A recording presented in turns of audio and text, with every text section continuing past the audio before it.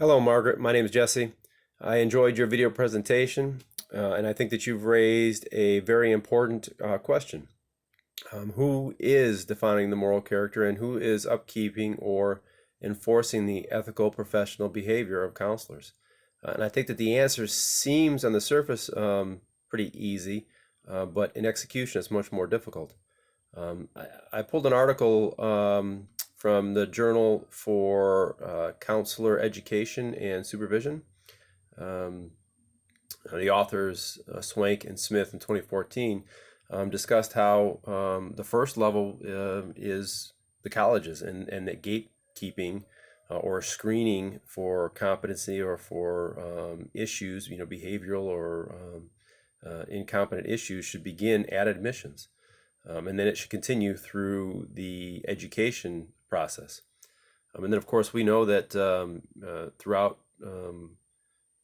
education, working on masters, there's going to be supervision, as well as during clinicals, there'll be supervision process. And I know many states have got even a supervision period. In North Carolina, it's upwards of 2 years that a counselor is an assistant until they've met the required amount of supervision.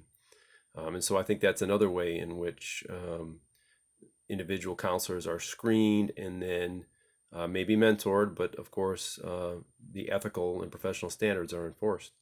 And then it comes to the hard part, colleagues and peers, where as counselors we're all responsible for policing our own or keeping each other on track.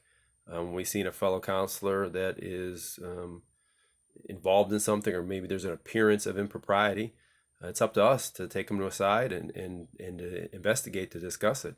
And I know in some of the textbooks, if the authors state that if a counselor gets straight, fixes the problem, then depending on what the issue was, no problem. But if not, then it's up to us to take appropriate action.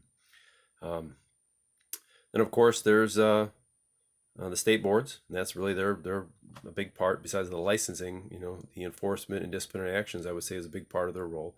And then the national organizations.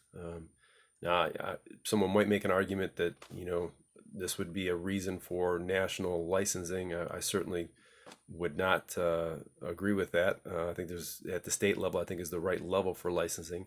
But the organizations like the American Counseling Association and the Code of Ethics has been established.